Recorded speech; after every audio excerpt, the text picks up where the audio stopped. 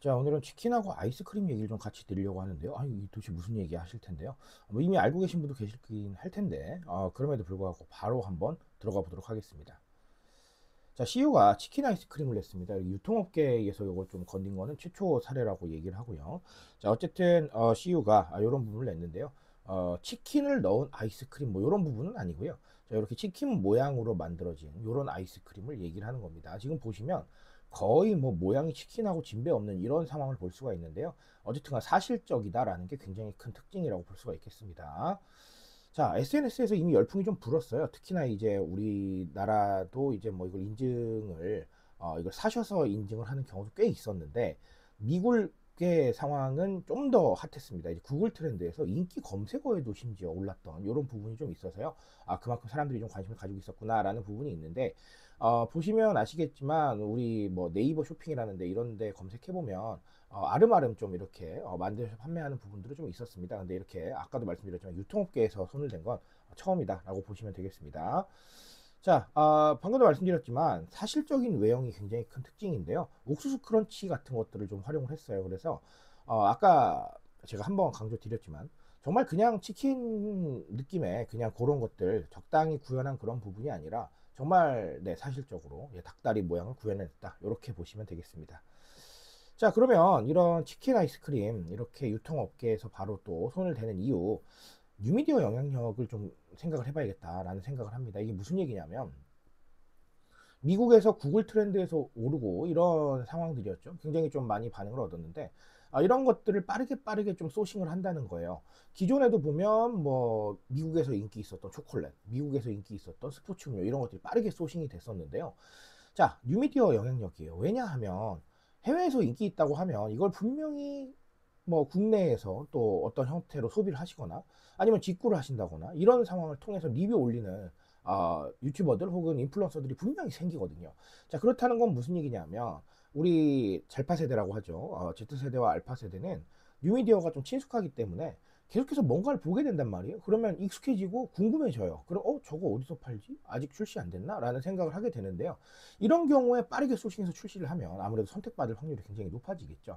그래서 뉴미디어 영향력이 이런 데서 발휘가 되는구나 라는 생각을 하시면 되겠습니다. 그런데 그렇다고 해서 해외에 있는 것들을 가져오면 무조건 잘 되겠느냐? 자, 이런 거는 아니고요.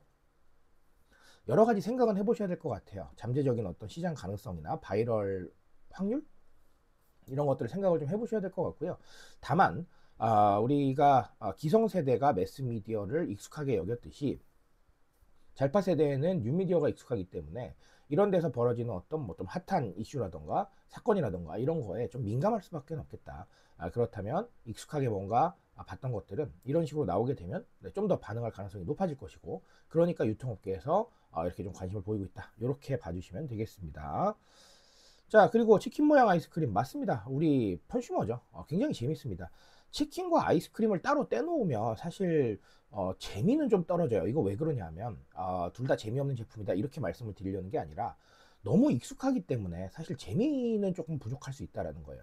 치킨 너무 익숙하죠? 아이스크림도 진짜 익숙해요. 그런 상황이다 보니까 익숙하면 우리가 소중함을 잊는다고 하잖아요. 그런 얘기들 하는데요. 실제로 그렇습니다. 이런 부분들이 있는데, 자, 근데 이게 두 가지가 합쳐지니까 엄청 재밌어졌잖아요.